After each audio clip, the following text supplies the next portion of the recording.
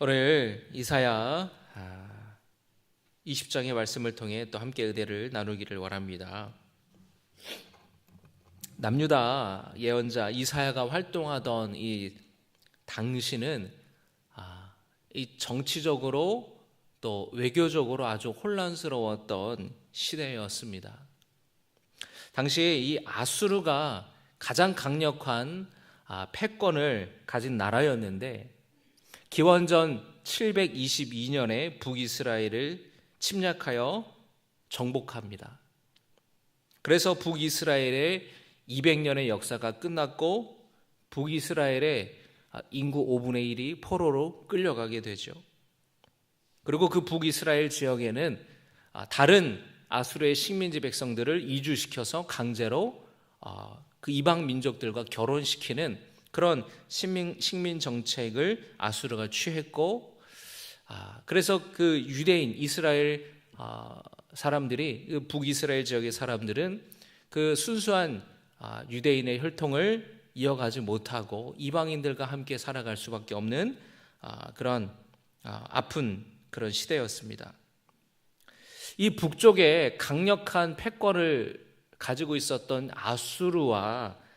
아수르에 대항하기 위해서 여러 나라들이 함께 이 연합을 하고 동맹을 맺었는데, 특별히 이 남쪽 지역에서 가장 그래도 힘이 셌던 나라가 애굽이었어요. 그래서 애굽과 서로 손을 잡고 동맹을 맺어서 반아수르 전선을 펼치려고 했습니다. 남유다도 이 애굽을 의지하고자 애굽과 동맹을 맺고 반아수르 측에 이제 서게 됐어요. 그런데 하나님께서는 이 애굽 그리고 구스라고 하면은 애굽보다 더 남쪽에 있는 북아프리카의 나라인데 오늘날의 에티오피아입니다. 같은 나일강 지역이에요. 이 애굽과 구스가 아수르의 포로로 끌려가게 될 것이라는 것을 이사야를 통해서 하나님은 보여주시는 겁니다. 표면적으로는 오늘 20장의 말씀이 애굽과 구스에게 주어지는 메시지이지만 실질적으로는 누구에게 주시는 말씀입니까? 남유다에게 주시는 말씀이에요. 애굽과 구스를 향한 하나님의 심판을 보고 깨달으라는 거예요. 애굽의 힘을 빌어서 아수르를 맞설려고 하고 애굽을 의지하고 애굽과 동맹을 맺는 것이 아니라 너희들이 의지해야 되는 것은, 너희들이 정말로 신뢰해야 되는 것은 하나님이라는 거예요. 회개하고 하나님께로 돌아와야 된다라는 것이에요. 그것을 하나님은 이사야를 통해서 남유다에게 그 메시지를 전하시는 겁니다. 오늘 말씀을 좀 자세히 살펴보도록 하겠습니다. 이때는 언제냐면 아수르가 블레셋의 5 성읍 중에 하나인 아스돗을 함락했을 때였다고 말합니다. 1절의 말씀을 우리 같이 봅니다. 1절입니다. 시작. 아수르의 사르곤 왕이 다르단을 아스돗으로 보내매 그가 와서 아스돗을 쳐서 취하던 해니라. 자, 아수르의 당시 왕은 사르곤이라는 왕이었습니다. 그가 다르단을 아스돗으로 보냈다는 거예요. 이 다르단이라는 것은 군사령관, 군지휘관이라는 뜻입니다. 다시 말하면 아수르 군사령관이 군대를 이끌고 아스돗을 친 거예요.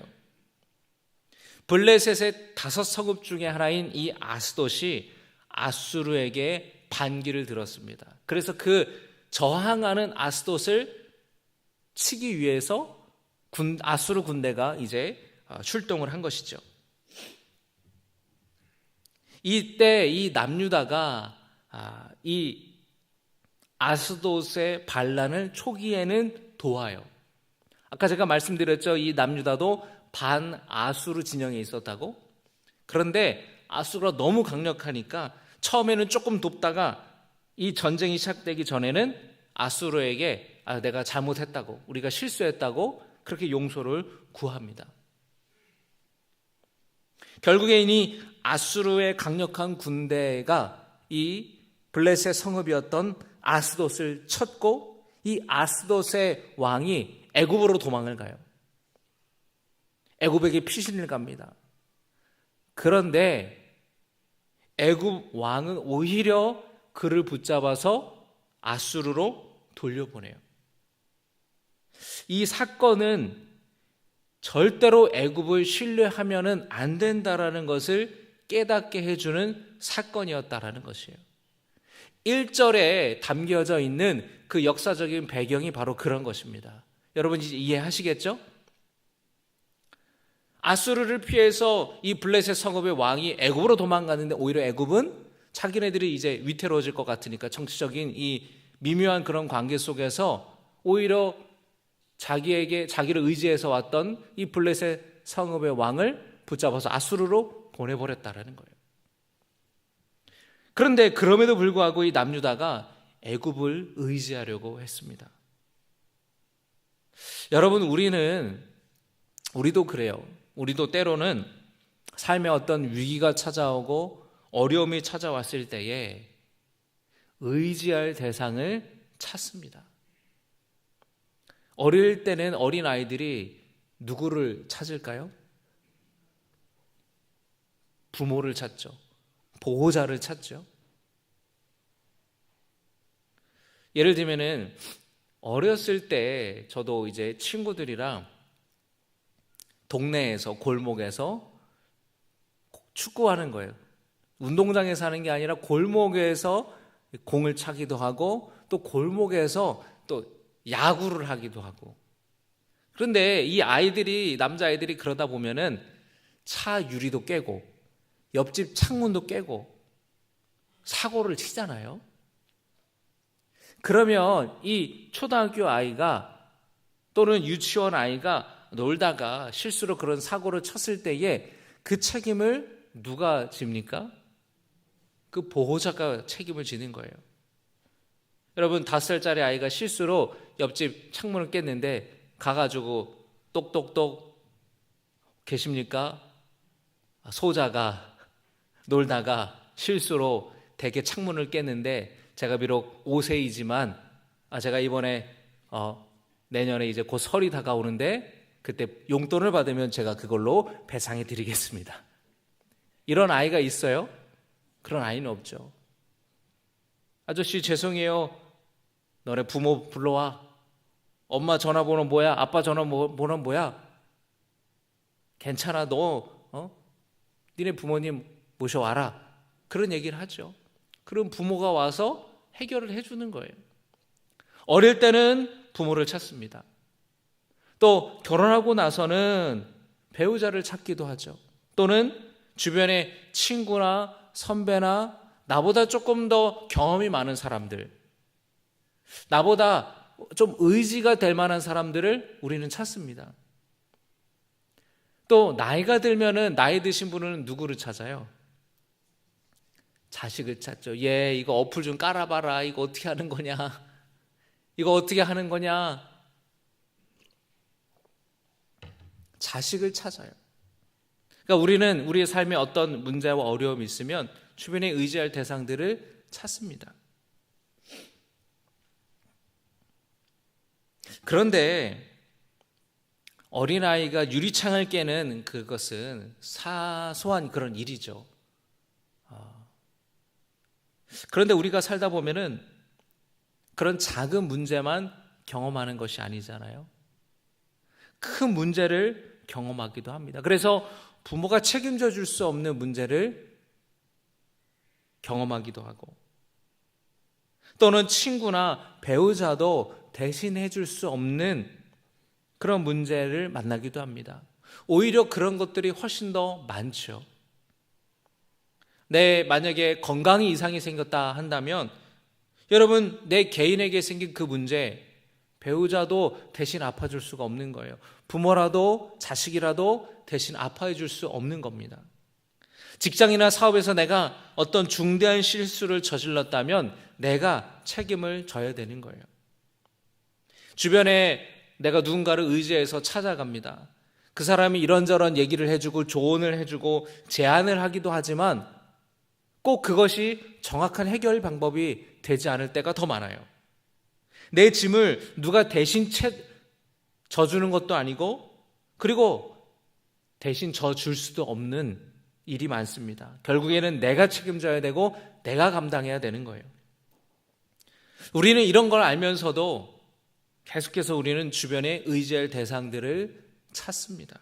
왜냐하면 우리는 너무나 불안한 존재이기 때문에, 연약한 존재이기 때문에 그래요.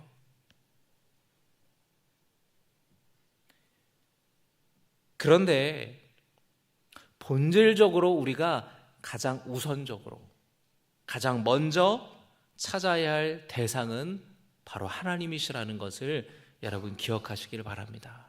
할렐루야. 여러분의 삶에 어려움이 됐을 때에 배우자가 의지가 되고, 자식이 의지가 되고, 부모가 의지가 되고, 또 우리 교회 안에서 속해 식구들이나 선교의 식구들이 분명히 의지가 되죠. 권사님 기도해 주세요. 제가 여러분 주일에 그런 말씀 드렸잖아요. 어려움이 생기면 저에게 주저하지 말고 연락을 달라고. 그러면 제가 기도해 드리고 또 신방 갈 수 있고 힘이 되어 드리고 싶다고. 분명히 의지가 됩니다. 분명히 도움이 돼요. 그런데 쓸모없다라는 것이 아니라 그 이전에 앞서서 우리가 가장 우선적으로 찾아야 할 분은 하나님이시라는 거예요. 가장 본질적으로 우리가 의지해야 할 대상은 하나님이시라는 거예요. 왜냐하면 사람은 내 짐을 대신 져줄 수 없고 책임져 줄 수 없고, 때로는 그 조언이 나의 상황에 딱 들어맞지 않을 때도 있지만, 하나님이 나와 함께 하시면 하나님은 기가 막히게 나의 필요를 아시고 내가 필요한 것들을 공급해 주시고 채우시고 문제를 해결해 주실 수 있는 능력의 하나님이시기 때문에 그렇습니다. 믿으시기 바랍니다. 할렐루야. 여러분, 하나님을 먼저 찾으시기 바랍니다. 하나님을. 그런데 남유다는 이거를 깨닫지 못했다라는 거예요. 자신들이 섬기고 있는 그 앞에서 절하고 예배하는 우상들을 버리고 회개하고 하나님께로 돌아가야 했는데, 하나님을 의지하고 하나님을 찾고 하나님을 신뢰해야 되는데, 남유다는 애굽을 의지하는 것을 택했다라는 거예요. 그 애굽의 정치 지도자들이, 남유다의 정치 지도자들이 애굽을 의지하는 것을 택했다라는 겁니다. 하나님께서 이사야를 통해서 오늘 수치를 당하는 애굽을 보여주시는 거예요. 이사야 선지자를 통해서 말을 해도 귀담아 듣지 않기에 충격요법으로 보여주시는 겁니다. 여러분 2절의 말씀을 우리 같이 보겠습니다.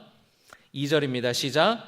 그때에 여호와께서 아모스의 아들 이사야에게 말씀하여 이르시되, 갈지어다 내 허리에서 배를 끄르고 내 발에서 신을 벗을지니라 하시매, 그가 그대로 하여 벗은 몸과 벗은 발로 다니니라. 3절의 말씀도 읽겠습니다. 여호와께서 이르시되, 나의 종 이사야가 3년 동안 벗은 몸과 벗은 발로 다니며 애굽과 구스에 대하여 징조와 예표가 되었느니라. 아멘. 이사야는 하나님이 보여주시는 징조를 드러내기 위해서 3년이나 옷을 벗고 맨발로 다녀야 했습니다. 부끄럽고 수치스러운 일이었지만 애굽과 구스가 아수르의 포로가 되어서 처량하게 끌려가는 모습을 남유다 백성들에게 알려주기 위해서, 보여주기 위해서 이사야는 그 일을 감당했던 것이에요. 이사야의 모습을 보면서 남유다 백성들은 더 이상 애굽과 구스가 신뢰하고 의지할 만한 대상이 아니라는 것을 깨달습니다. 그 어떤 도움도 받을 수 없다라는 것을 알게 됐어요. 그래서 4절의 말씀에 이와 같이 애굽의 포로와 구스에 사로잡힌 자가 아수르 왕에게 끌려갈 때에 젊은 자나 늙은 자나 다 벗은 몸과 벗은 발로 볼기까지 드러내어 애굽의 수치를 보이리니 6절의 말씀에 그날에 이 해변 주민이 말하기를, 이 해변 주민은 바로 남유다 백성들을 말하는 겁니다. 우리가 믿던 나라, 곧 우리가 아수르 왕에게서 벗어나기를 바라고 달려가서 도움을 구하던 나라가 이같이 되었은즉 우리가 어찌 능히 피하리요 하리라. 여러분, 바라기는 오늘 말씀을 기억하면서 오직 하나님만 신뢰하며 하나님만 바라며 하나님께만 소망을 두며 의지하며 나아가는 여러분 되시기를 주님의 이름으로 축복합니다. 그렇게 남유다가 비참한 꼴로 끌려갈 때에 우리가 믿고 달려가서 도움을 구하던 그 애굽이 이같이 되었으니 우리는 이제 어떻게 해야 되나? 우리는 이제 어떻게 피할 수 있는가? 그런 얘기를 한다라는 거예요. 어쩌면 남유다가 애굽을 의지하려고 했던 것은 당연한 일일지 몰라요. 역사적으로 보면은 그렇게 힘을 합하고 동맹을 하고 우리를 위협하는 적과 싸우려고 힘을 합하는 것은 여러분 당연한 이치일지도 모르겠습니다. 애굽이 강한 나라였기 때문에 그래요. 그런데 남유다가 깨닫지 못했던 것이 있습니다. 그것은 하나님을 의지해야 된다는 거. 하나님이 그 어떤 민족보다 어떤 나라보다 강하신 분이라는 것을, 그리고 그 모든 것이 다 하나님의 손에 있다라는 것을 깨달았어야 돼요. 그런데 남유다 백성들은 그것을 깨닫지 못했던 겁니다. 애굽을 믿고 의지하다가 후회하게 된다라는 거예요. 사람을 믿고 사람을 의지하다가 후회하게 된다라는 겁니다. 여러분, 살면서 어떤 누군가를 의지했는데, 누군가를 믿었는데 후회한 적이 혹시 없으신가요? 믿는 도끼에 뭐 찍힌다 그래요? 발등 찍힌다.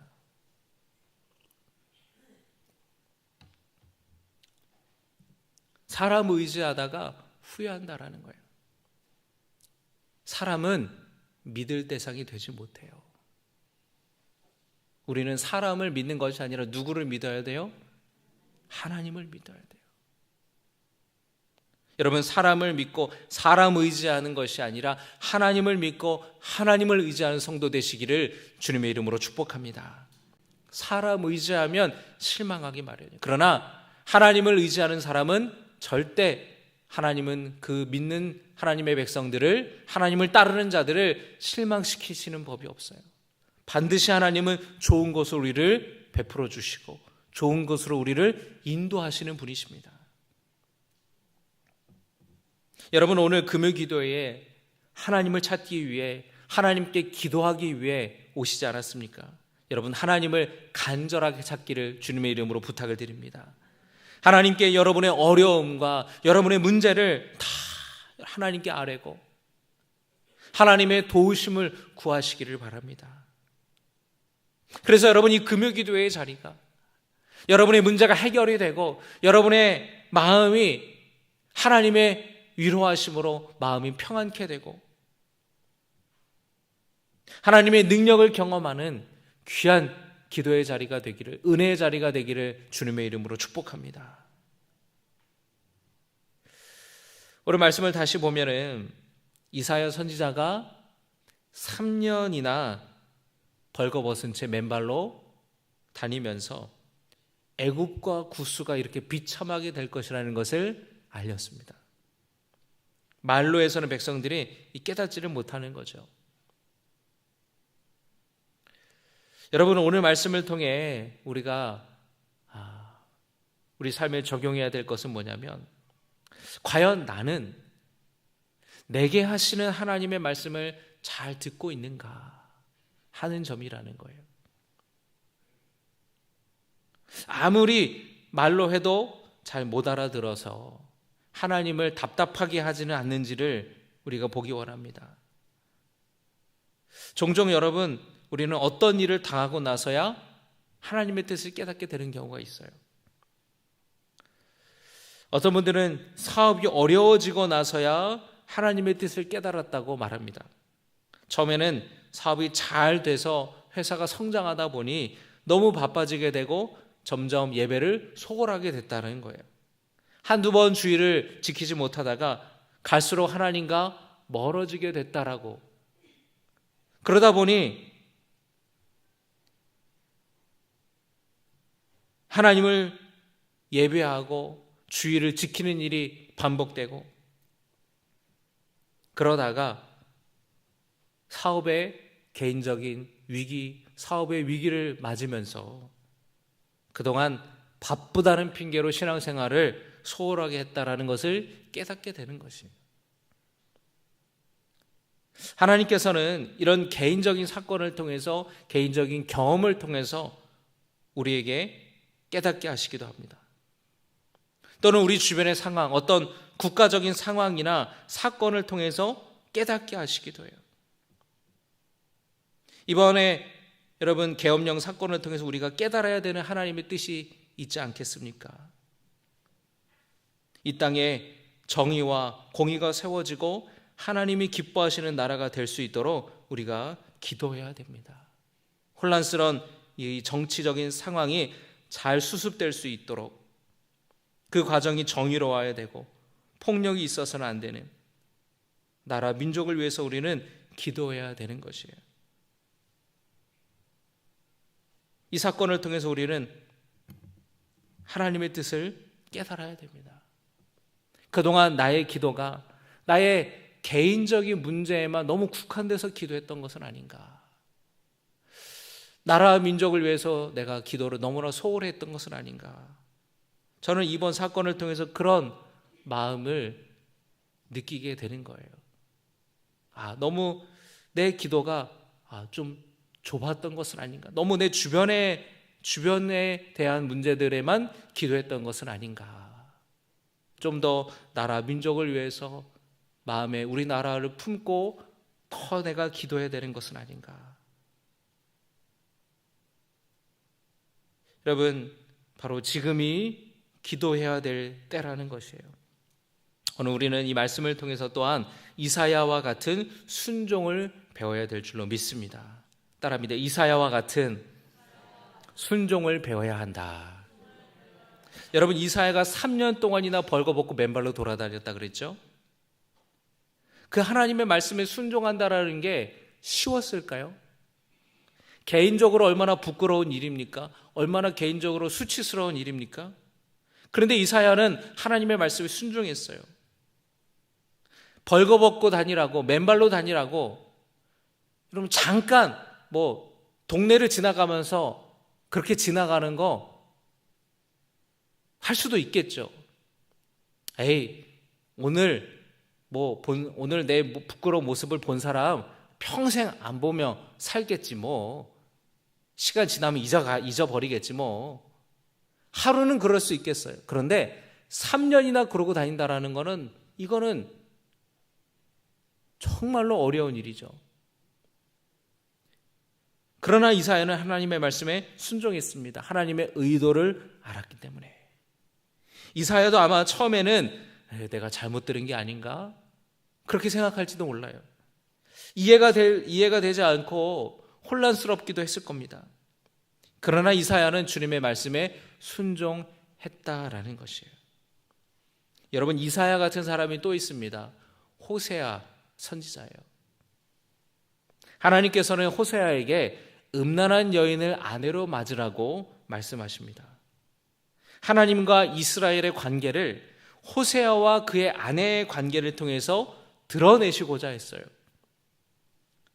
호세아가 음란한 여인을 사랑하고 아내를 맞은 것처럼 하나님께서 이스라엘 백성들을 사랑하고 그 우상 숭배하고 영적인 간음을 저지른 이스라엘 백성들을 여전히 사랑하고 품으신다라는 거예요. 그걸 호세아를 통해서, 그의 삶을 통해서, 결혼을 통해서 하나님은 보여주고 싶으셨던 거예요. 이사야처럼 이 호세아도 하나님의 말씀에 순종했고 자신의 삶을 통해 하나님의 메시지를 그 시대의 백성들에게 전했습니다. 순종이 무척이나 중요하다라는 거예요. 여러분, 순종에는 결단이 필요합니다. 순종에는 자기 희생이 필요해요. 순종에는 나의 의지를 내려놓는 것이 필요합니다. 그런데 그렇게 순종할 때 하나님은 그 사람을 위대한 민족의 지도자로 사용하시는 거예요. 하나님께서 우리에게 말씀하실 때에 때로는 그것이 부담이 될 때가 있고 때로는 그것이 어렵게 느껴질 때가 있더라도 여러분 믿음으로 순종하며 나아가는 성도 되시기를 주님의 이름으로 축복합니다. 하나님은 여러분을 사용하시기를 원하세요. 하나님은 여러분이 결단하기를 주님은 원하십니다. 믿음으로 나아가는 우리 모두 되시기를 주님의 이름으로 축복합니다. 여러분 하나님 손에 쓰임받는 자가 된다라는 거, 하나님의 도구로 쓰임받는다라는 거는 이건 너무나 감사한 일이고 영광스러운 일이에요. 너무나 복된 일입니다. 여러분 마음 가운데에 하나님께서 순종하라는 그런 말씀을 주실 때에 아유 주님 저 못해요. 제가 어떻게 그렇게 해요. 저 바빠요. 저 못해요. 시간이 없어요. 그렇게 거절하는 성도들이 아니라 주님 내가 하나님의 종으로 쓰임받게 하시고 하나님의 도구로 사용하게 하시니 감사합니다. 주님 내가 순종하여서 주님의 일을 감당하겠습니다. 주님의 뜻이 내 삶 속에 이루어지기를 원합니다. 그렇게 고백하기를 원합니다. 할렐루야. 여러분 예수님의 어머니 마리아가 천사로부터 아이를 갖게 된다고 수태고지 그 고지를 들었을 때의 마리아의 반응이 어떻습니까? 그 일이 내게 이루어지기를 원하나이다. 주님 저 못해요. 딴 여자 찾아오세요. 마리아라는 이름은 여러분 흔한 이름이거든요. 저 말고 저 옆 동네 마리아 찾아갔어요. 그렇게 말하지 않았다라는 거예요. 주님의 뜻이 내 삶에 이루어지기를 원합니다. 그렇게 마리아가 주님의 뜻에 기쁨으로 반응하고 순종했던 것처럼 여러분 우리도 그렇게 되기를 주님의 이름으로 축복합니다. 간혹 목사님들 중에서 그런 분들이 계세요. 뒤늦게 신학교를 가신 분이 계세요. 자기가 어렸을 때에 젊었을 때에 목회자가 되고 싶어서 선교사가 되고 싶어서 신학교를 가려고 그랬는데 부모가 반대해서 또 어떤 상황이 여의치 않아서 그냥 사회생활을 하게 된 거예요. 직장생활하고 공무원하고 사업하고 그런데 그 마음에 하나님께 주신 그 소명 내가 정말 주의 길을 가야 되는데 그래가지고 나중에 50이 돼서 뒤늦게 이제 신학교를 오시는 거예요.